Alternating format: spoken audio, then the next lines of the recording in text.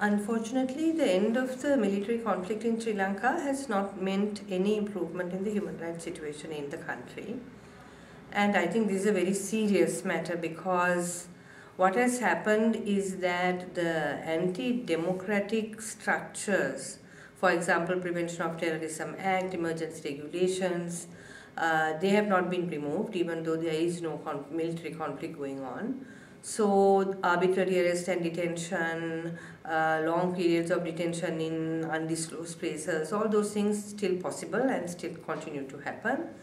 There is a cycle of impunity very strong. So people who commit human rights violations are not held accountable, and the government has resisted any idea of any international investigation into human rights abuses committed, for example, during the last months of the war. And that sends a clear message about impunity. You know, the government, if the government does not want an international investigation, then the government has to conduct an impartial and independent investigation at the national level. We are not fixated on international investigations, but we want an independent and impartial investigation, and government should be able to guarantee us that. Instead, government has created a mechanism, the Lessons Learned and Reconciliation Commission, with a very narrow mandate, and we don't find that at all satisfactory. And for example, one of the big issues in terms of human rights protection is that people who came to give testimony before the LLRC were not protected. There is no Witness Protection Act, and people after they gave testimony have been subject to intimidation and threats and so forth. So in general, there is an environment which was the same as before during the war times, very repressive laws and impunity. And because of that, actually, I think we are also finding that a lot of undemocratic things are happening in terms, for example, land grabbing throughout the island.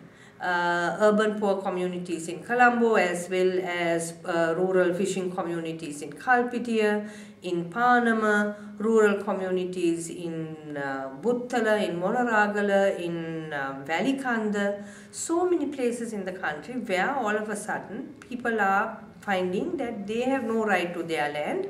The land has been leased out by the government either to foreign companies or big private individuals who are also going to do commercial enterprises in the name of tourism development and in the name of economic development. So those kind of human rights violations, also economic and social and cultural rights of people, that's also going on in Sri Lanka right now.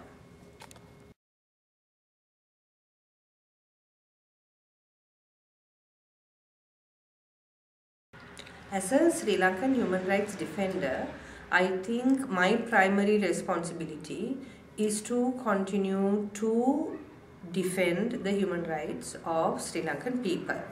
Now you can do that in many different ways. We take up cases of human rights violations. We support people to go through the legal process, but we also offer other kinds of assistance and support.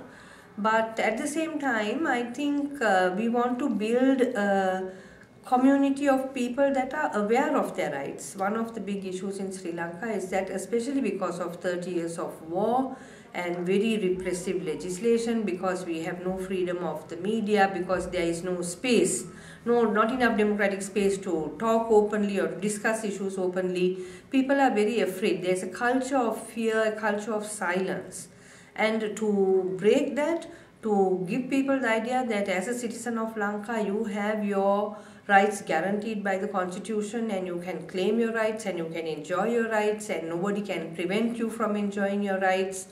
That kind of a feeling, you know, to give citizens that feeling of empowerment, that they have rights, that's very important. And I think we can do it in many different ways, through working with children, young people, adolescents, with community leaders. I think many different groups in Sri Lanka work at all these different levels, and also with specially affected communities, so women or indigenous communities or minority groups, you know. So I think it's very important, as much as we do the work on demanding our rights from the government and fighting for our rights, we also should spend and do spend a strong amount of time trying to just raise awareness about rights and create a strong community of people with a belief in human rights principles. Because in the long term, we want a Sri Lanka where every single person can enjoy equality and human rights and dignity. And in order to do that, we have to build a society of people who believe in those principles. Otherwise, what's the point? We can say yes, we are respecting human rights, but then we can treat our children badly, we can treat our servants badly, we can treat people who work for us badly. So how to have a human rights culture, how to have a life that is built on the principles of human rights. That is also, those are the principles of all the religions that we believe in, whether you are a Buddhist or a Christian or a Hindu or a Muslim. Those religions also have values that are about respect and respect for each other and self-respect. How can we build a society that is rooted in those principles? I think as human rights defenders, that's a very primary obligation that we have.